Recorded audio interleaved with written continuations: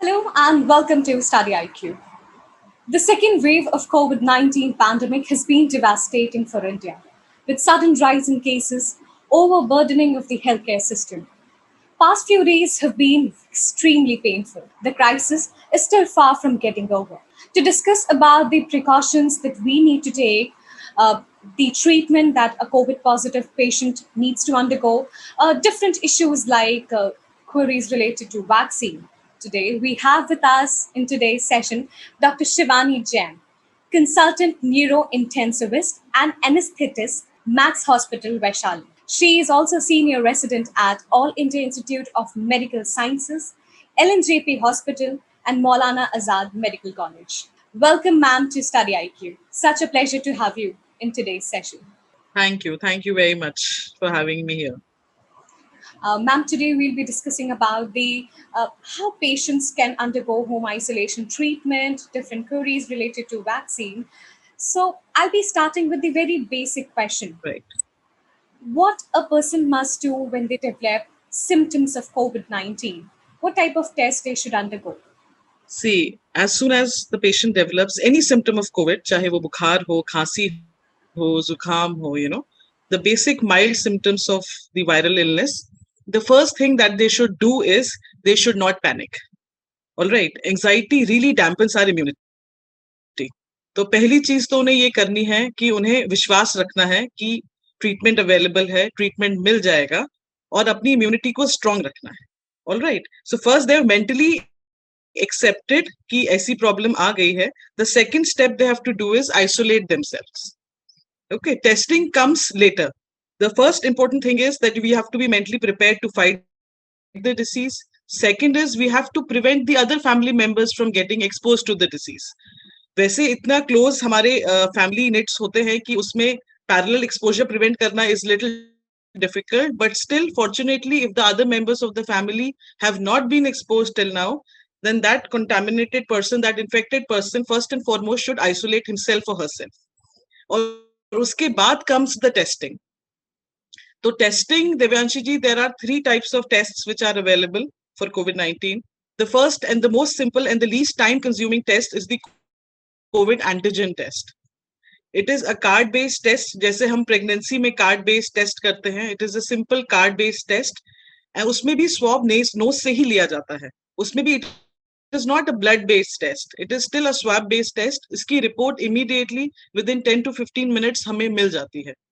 It is inexpensive, easily available and very very short duration of test. तो लोगों को कराने में इतनी दिक्कत नहीं होती. लेकिन इसकी जो प्रॉब्लम है वो ये है कि इसमें फॉल्स नेगेटिव ज्यादा आता है.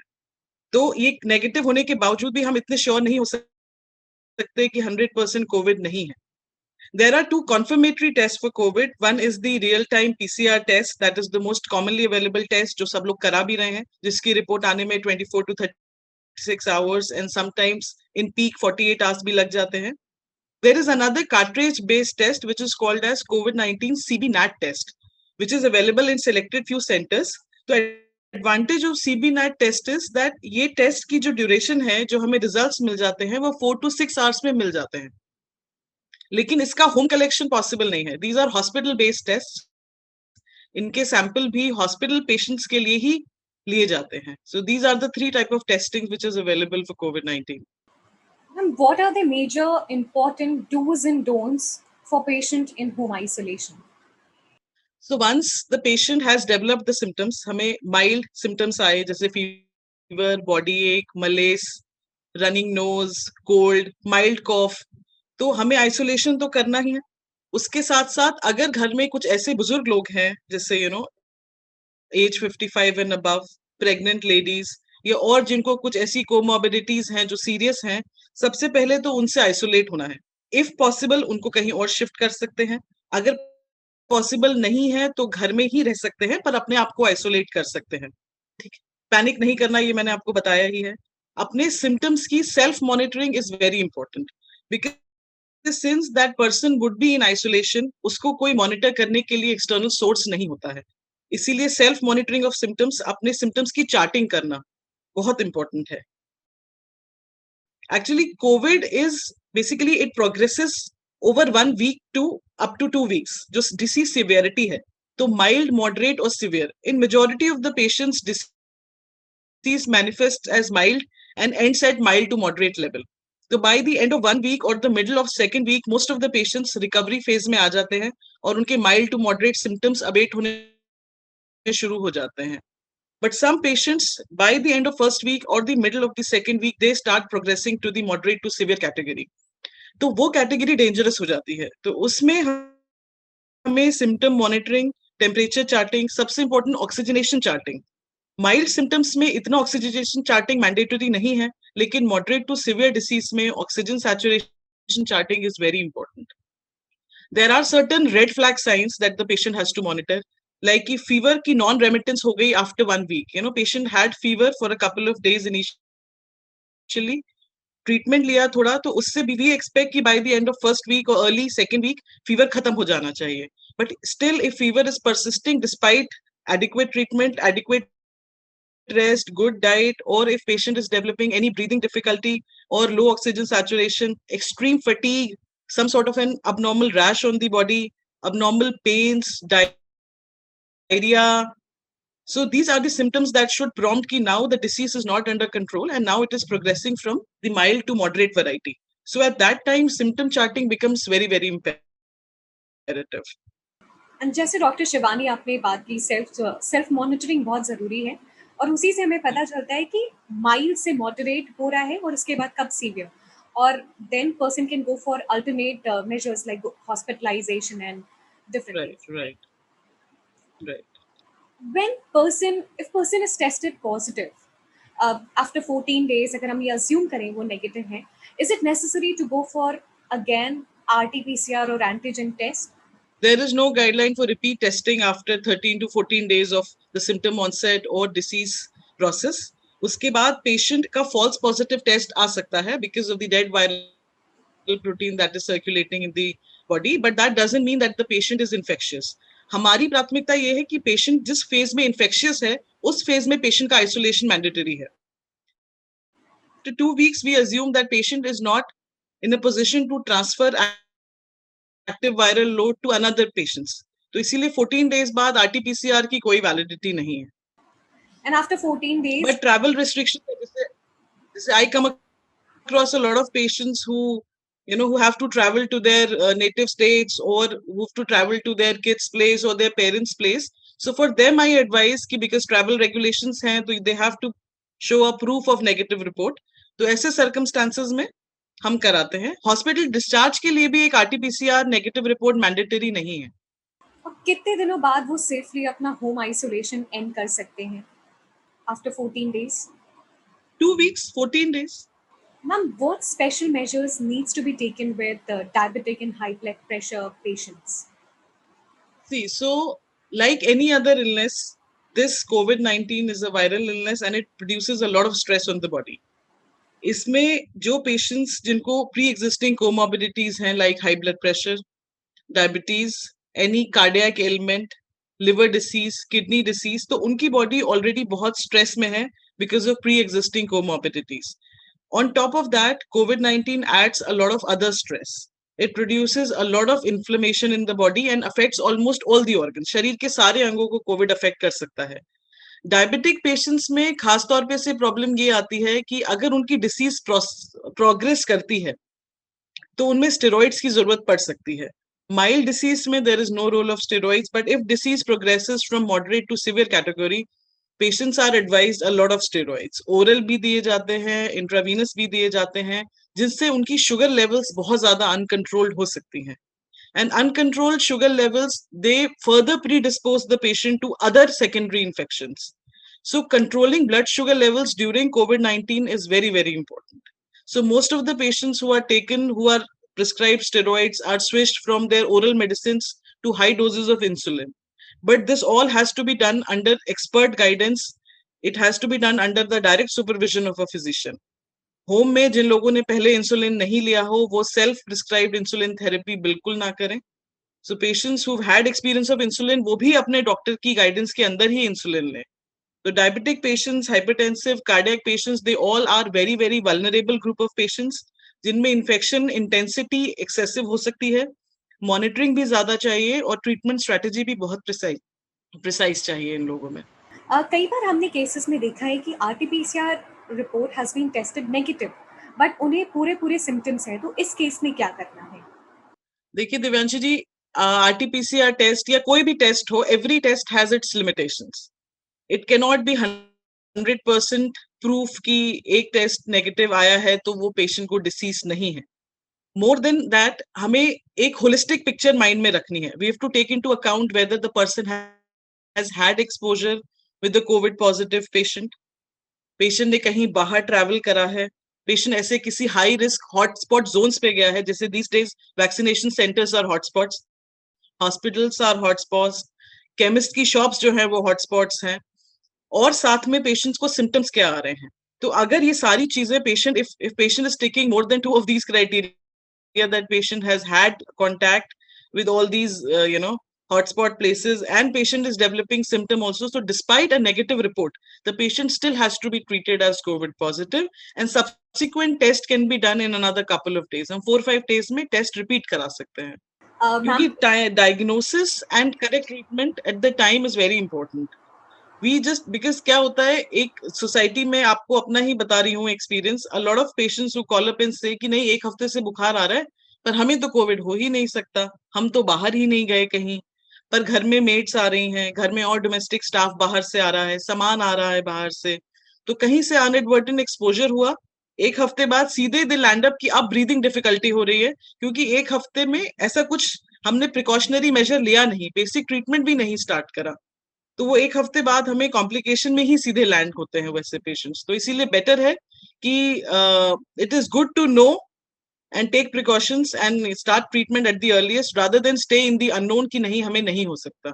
बिल्कुल, precaution is always better than cure, और जितना जल्दी आपके ट्रीटमेंट शुरू हो जाएगा उतना ही जल्दी क्योर भी हो जाएगा।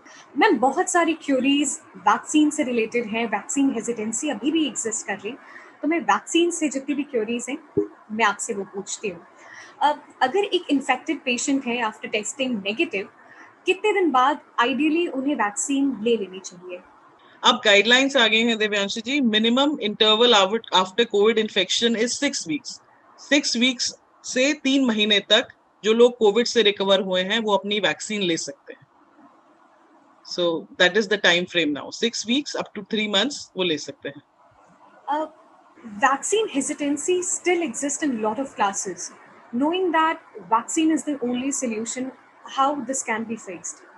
This can be faced by trying to convince people, trying to tell them that if disease happens, अगर बीमारी हो जाती है तो वो जानलेवा भी हो जाती है। हमने recent times में देखा है that COVID mortality has been through the roof.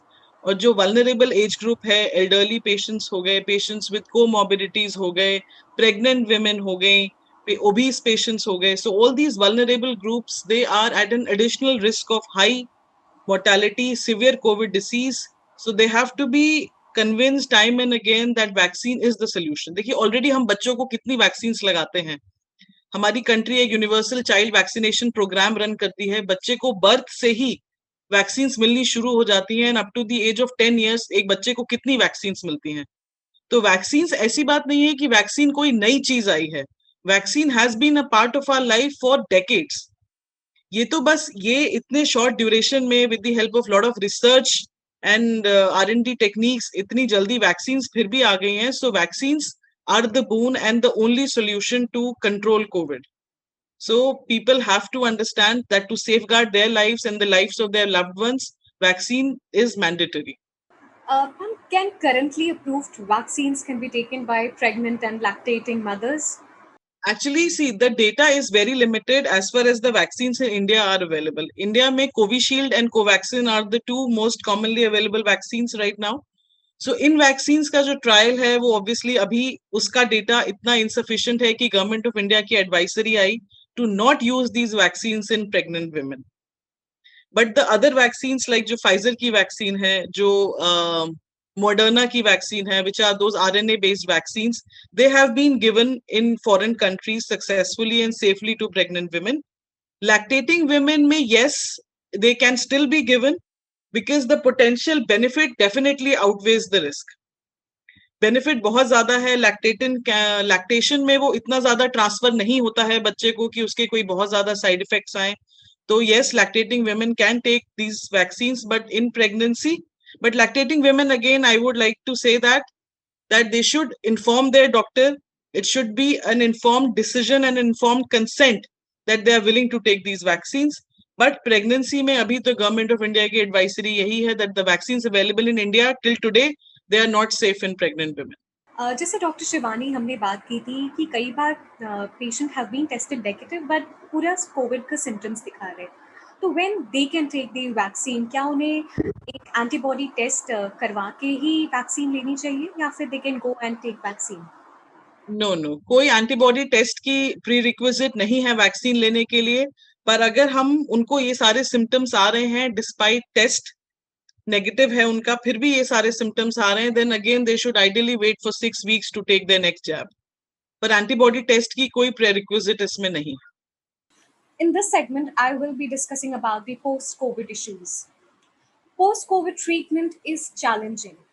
Some patients are facing multi-organ failure. I want to understand why this is happening in patients even after testing negative and they are succumbing to death.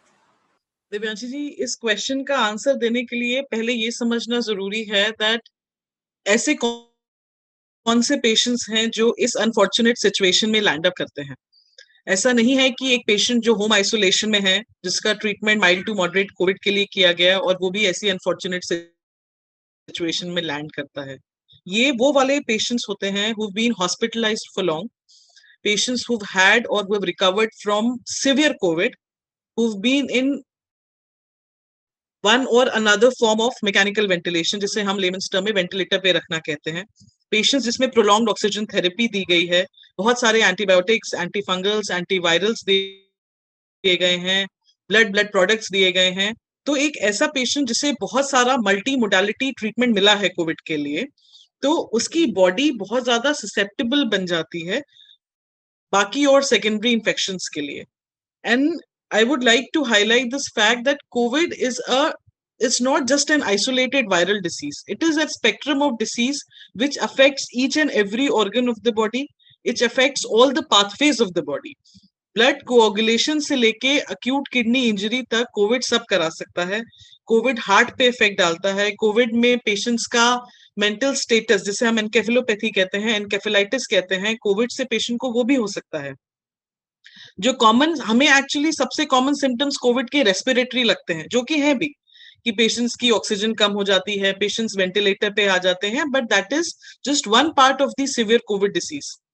In severe COVID, all the organs are involved with increased intensity, and their functions, they eventually start to deteriorate because they are on a lot of treatment. और ये वो वाले patients होते हैं जो usually बहुत ज्यादा pre existing comorbidities होती हैं जिनमें, या जिनका बॉडी इम्यूनिटी बहुत ज्यादा लो होती है बिकॉज ऑफ मेलिग्नेंसीज या बिकॉज ऑफ डायबिटीज या कार्डियक एलिमेंट्स। तो ऐसे पेशेंट्स, कोविड नेगेटिव आने का मतलब ये है कि वायरस की बॉडी में रेप्लिकेशन, एक्टिव रेप्लिकेशन नहीं है, the viral load has been cleared. पर जब तक वो था, जब तक वो उस वजह से जो साइटोकाइन स्टॉर्म बॉडी में आया या जो इन्फ्लेमेशन बॉडी में हुई, उस वजह से जो डैमेज हुआ बॉडी में, वो इमीडिएटली रिवर्सिबल नहीं होता। जैसे covid produces a lot of fibrosis in the lungs, वो इस तरह सेल्यूलर लेवल पे इफेक्ट करता है। There is a special receptor called as the ACE2 receptor that is present in almost every part of our body, and this is the key receptor जहां पे covid attack करता है। So this attack, ये attack बाकी सारे organs पे भी हो सकता है। इसकी prevalence mostly pulmonary circulation, pulmonary tree में जो हमारा लंग्स है वो ज्यादा है, लेकिन ये रिसेप्टर बाकी जगह भी है बॉडी में। तो इसीलिए मल्टी ऑर्गन इन्वॉल्वमेंट होता है कोविड में। और सिवियर डिसीजेस में समटाइम्स अनफॉर्चुनेटली ये involvement progresses to mortality, control नहीं हो पाती हैं चीजें, moreover because of so many medicine, so many other therapies which are ongoing simultaneously, the immunity is suppressed and unfortunately the patient succumbs. Ma'am, what are the roles of steroids in treatment of COVID patients? So steroids have been like the game changer for COVID-19 management. So steroids are nothing but they are very commonly available drugs. We have certain endogenous steroids which our body produces to fight a lot of stress going on. They are necessary for normal body function that we maintain during day-to-day life. But sometimes we need to supplement external steroids from outside. So COVID and steroids is not indicated for mild disease. Okay, we have to understand this because I come across a lot of prescriptions in which I see that patient has had fever for day one, and in the prescription I see a lot of high dose steroids prescribed right from the first day itself. तो पहली बात तो मुझे ये बतानी है कि steroids का इतना indiscriminate use right from the beginning of the disease नहीं करना है, और माइल्ड कोविड में there is no role of steroids at all. Steroids are indicated only when patients develop certain respiratory problems. Or steroids ka self-medication can also be very dangerous. Steroids can affect blood sugar levels. Steroid can affect the blood pressure. Steroids can cause a lot of other unwanted changes in the body. So self-medication with steroids is very dangerous. So the role of steroids come once the oxygen saturation starts to fluctuate, once the involvement moves from the upper respiratory tract to the lower respiratory tract. जब pneumonia जैसे features आने लगते हैं, steroids का role Covid में तब आता है. ओरल स्टेरॉइड्स दिए जाते हैं. आजकल आपने सुना होगा, I come across a few patients who say कि मार्केट में मैम स्टेरॉइड्स ही नहीं मिल रहे हैं, ये मेडिसिन नहीं मिल रही है, वो मेडिसिन नहीं मिल रही है.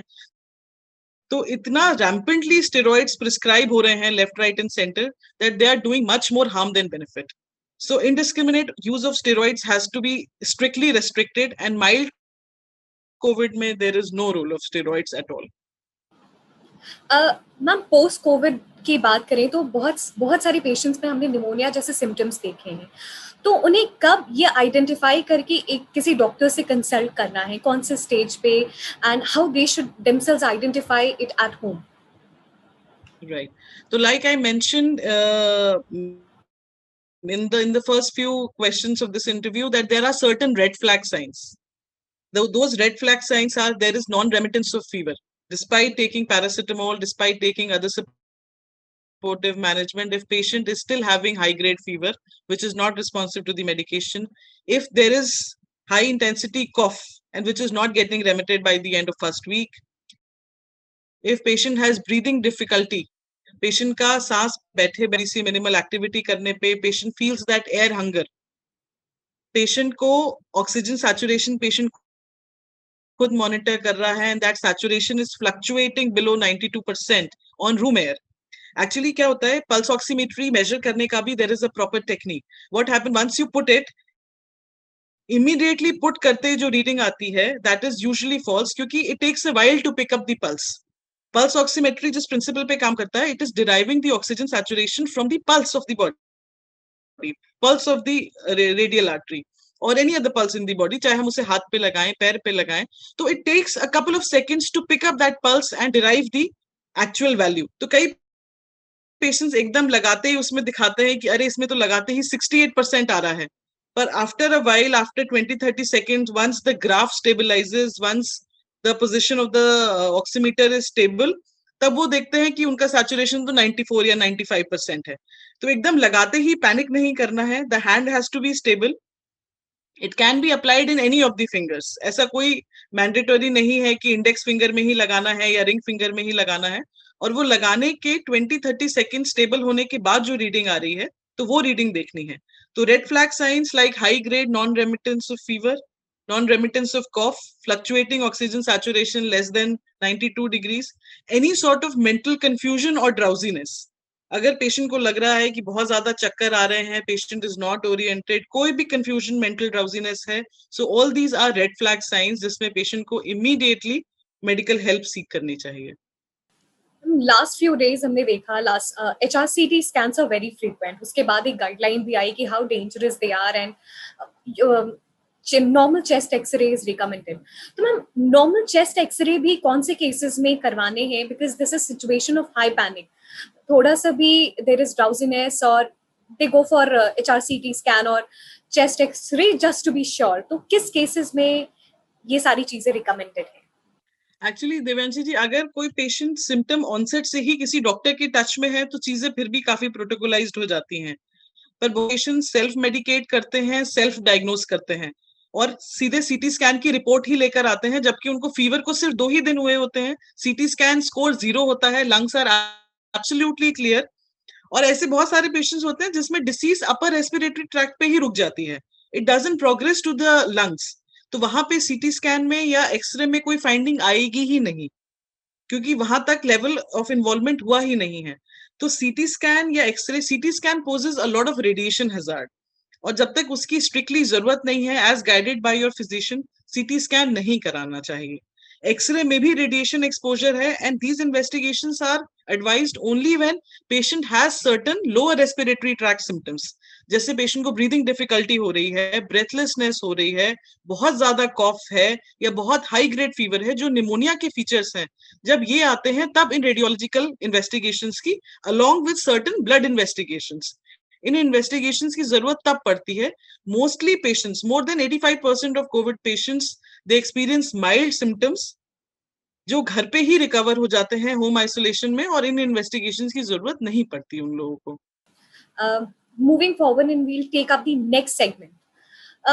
How anti-COVID drug, which is 2DG, developed by DRDO in collaboration with Dr. Reddy's, is going to help in COVID treatment, and to which type of patient this drug will be given?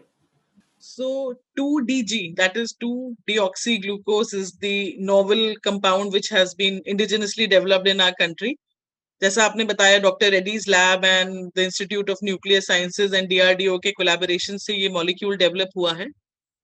ये molecule, this was actually under development last year only. November 2020 में it entered into the phase 3 trials, and now it is available. Now emergency sanction हो गया है to be used in COVID patients.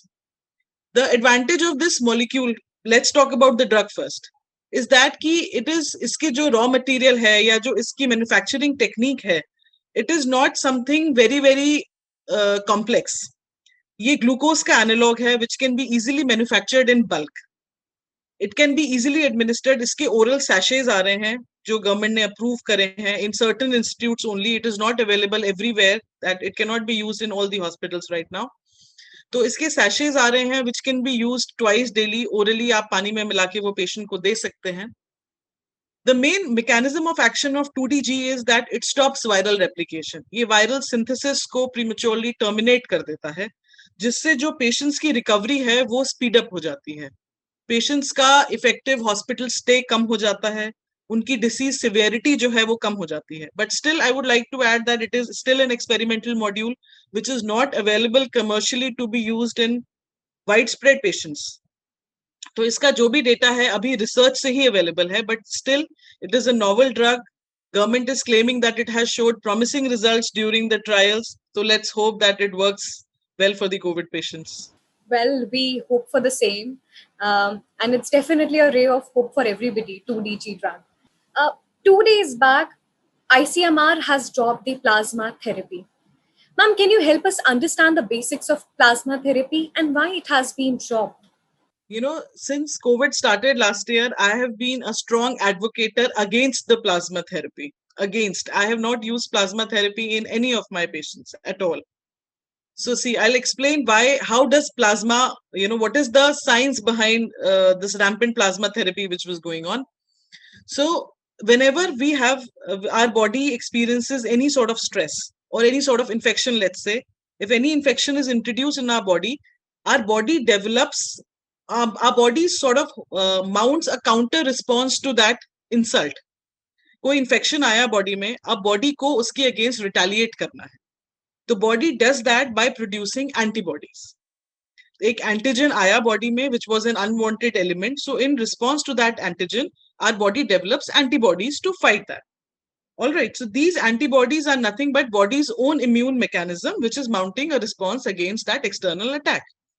Now in COVID patients who were succumbing to severe COVID, the rationale behind the plasma therapy was that patients who have recovered from COVID, उनकी body में already ये antibody surplus में है. तो अगर हम ऐसा convalescent plasma उन पेशेंट्स के ब्लड से एक्सट्रैक्ट करके एक ऐसे पेशेंट को देंगे वो स्ट्रगलिंग विद सिवियर कोविड, तो उसको तो रेडीमेड एंटीबॉडीज मिल जाएंगी to fight the infection. So this was a basic जो लॉजिक रीजनिंग लगाई गई behind the use of convalescent plasma. But at the same time we forgot that mixing of blood products, and especially in a patient who is fighting such severe infection, can be very dangerous. First of all, we were not sure that how much titer is required to neutralize the antigen in the recipient's body. Suppose मुझे infection है और मुझे आप at a time 200 ml of plasma दिया जा रहा था Covid में, तो क्या उसमें एंटीबॉडी टाइटर इतना सफिशिएंट था कि वो मेरे बॉडी के इन्फेक्शन को न्यूट्रलाइज कर दे? There was no guideline, there was no scientific evidence available for this.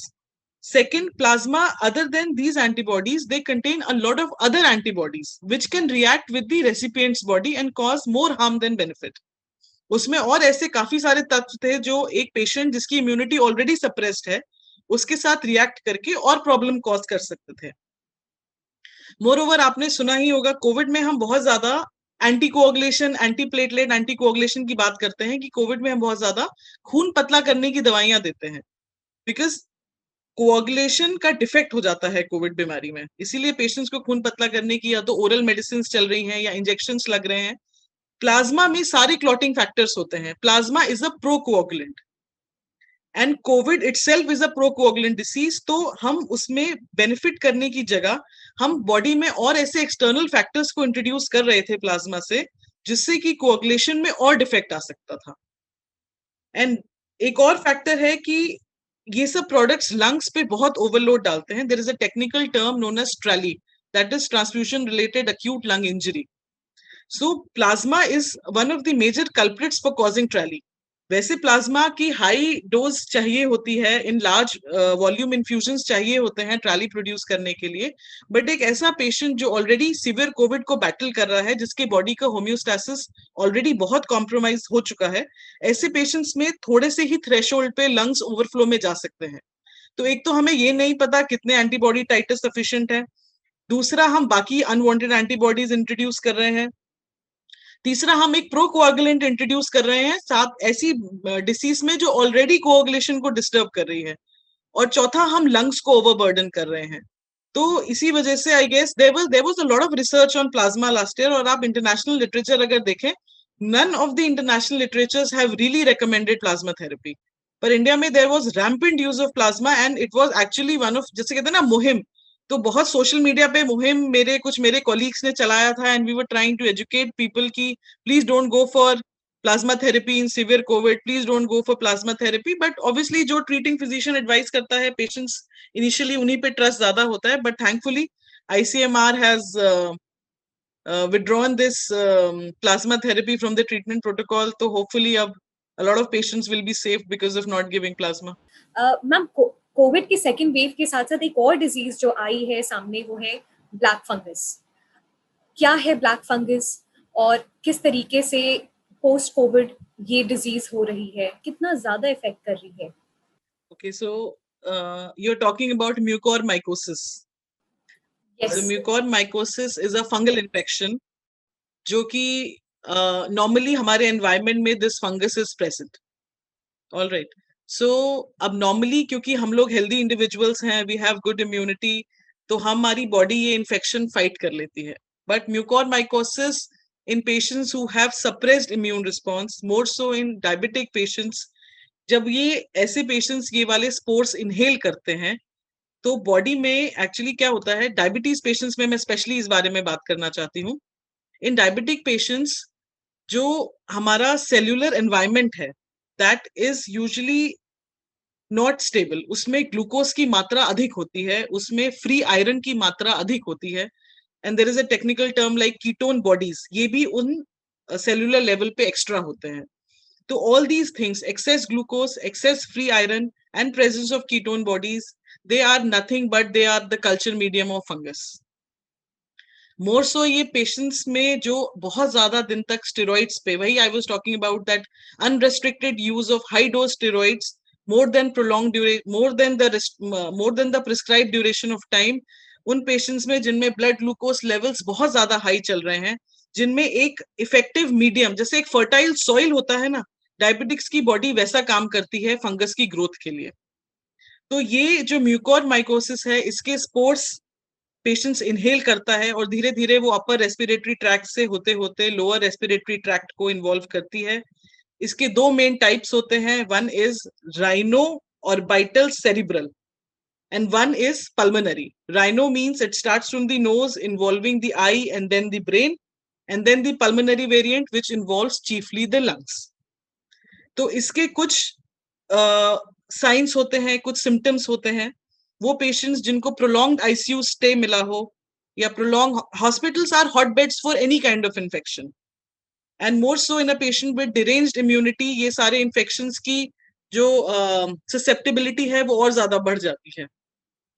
तो पेशेंट्स डिस्चार्ज के बाद ये काफी ज्यादा प्रॉब्लम समझ में आई है म्यूकोरमाइकोसिस की, कि patients they are presenting with either nasal blockade और नेजल डिस्चार्ज जो ब्लडी हो सकता है, ब्लैक हो सकता है, pain in the eye, pain in half side of the face, इसमें सारे साइनसेस इन्वॉल्व हो सकते हैं, इंटेंस हेडेक हो सकता है, रेस्पिरेटरी कंप्लेंट्स हो सकती हैं लाइक निमोनिया, सिवियर कॉफ, हाई ग्रेड फीवर, और बहुत सारा नेक्रोसिस हो सकता है, the jaw that can get involve, it can produce a lot of necrosis. So mucormycosis is really a deadly infection with very very high mortality. So patients who have been in hospital for long duration, patients who are diabetic with very uncontrolled blood sugar levels, patients who have been on steroids for long are more vulnerable to develop this deadly fungal infection. और इसकी therapy भी limited है Divyanshi ji. There are not a plethora of drugs which can be used to control mucormycosis. There is only one drug which is effective, that is intravenous administration of amphotericin B. और आजकल आपने सुना होगा कि उसकी भी इनअवेलेबिलिटी बहुत ज्यादा हो गई है, it is also not available in the hospitals. तो इसीलिए prevention is more important when we are dealing with patients who are diabetic. हमें बहुत strict glycemic control रखना है, हमें शुगर लेवल्स डायबिटिक्स के बहुत स्ट्रांगली कंट्रोल करने हैं. स्टेरॉइड्स एक बहुत स्टिपुलेटेड फ्रेम टाइम फ्रेम के लिए ही देना है, ऐसा नहीं कि हम वीक्स टू वीक्स तक स्टेरॉइड्स दे रहे हैं. और हमें उन पेशेंट्स का एक हेल्दी डाइट रखना है, वो बाहर जाएं अगर तो डबल मास्क के साथ जाएं, ताकि ये जो स्पोर्ट्स अवेलेबल हैं, जो स्पोर्ट्स हैं रैंडमली एनवायरमेंट में, वो उनको ना इनहेल करें. तो ये सब प्रिकॉशंस हमें नॉर्मली लेनी है म्यूकोरमाइकोसिस के लिए. मैम जैसे आपने बताया कि बहुत ही लिमिटेड ड्रग है इस डेडली फंगल इन्फेक्शन के लिए, अब तो क्या हम कह सकते हैं इसका क्योर है या फिर यही क्योर है? इसका क्योर प्रिवेंशन है देवांशी जी.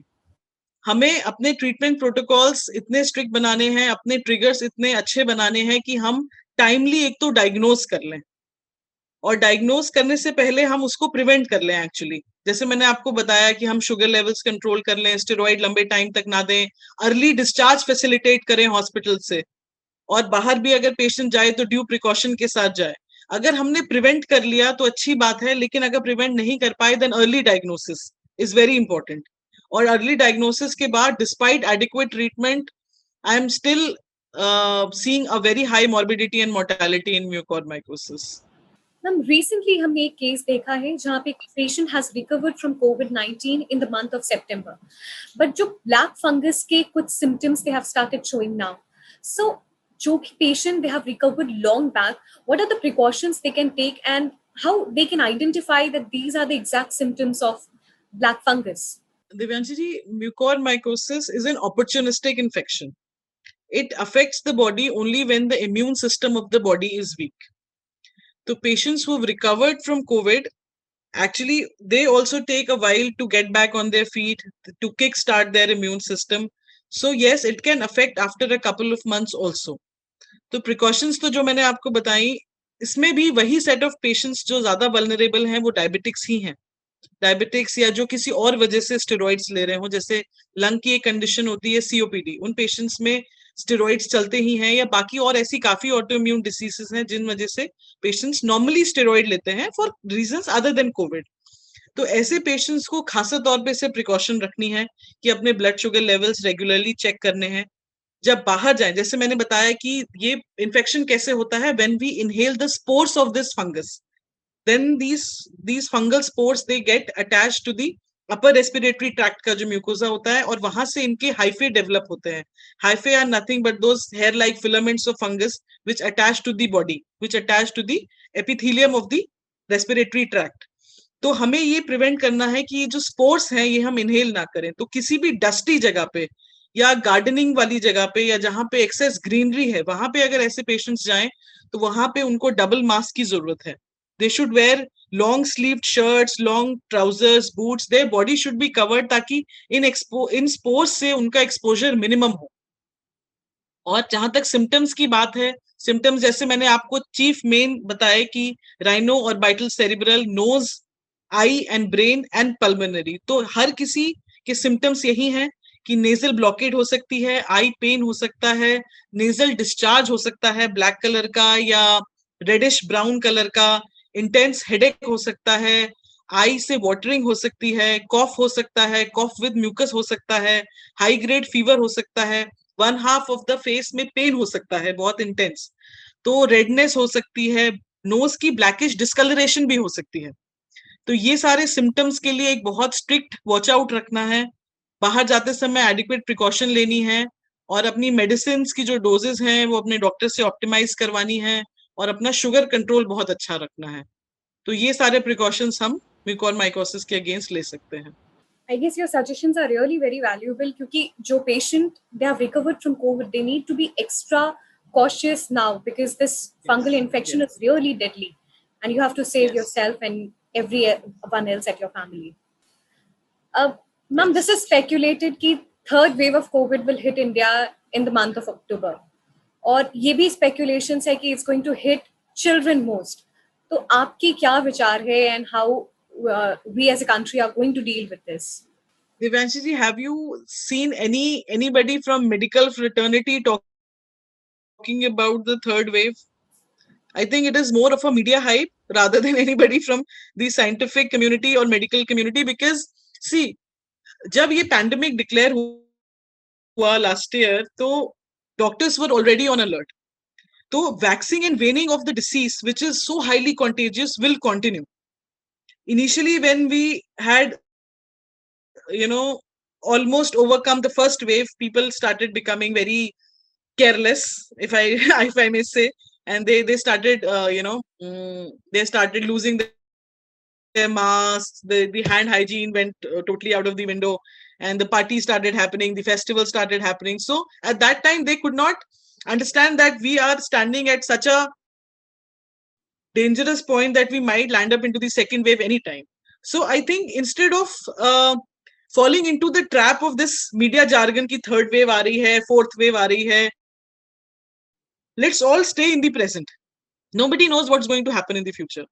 जनवरी में इस वेव का किसी को एंटिसिपेशन नहीं था, मेडिकल कम्युनिटी, साइंटिफिक कम्युनिटी को था शायद, लेकिन उस हिसाब से प्रेपरेशंस तो नहीं हुई, and we saw what happened and we are seeing what is happening daily. तो थर्ड वेव आएगी, उसका बच्चों में क्या रिस्पॉन्स होगा, this is in the future. I seriously work in the present की जो आज है, जिनको आज बचा सकते हैं, जिनका आज इलाज कर सकते हैं, लेट्स वर्क टुडे.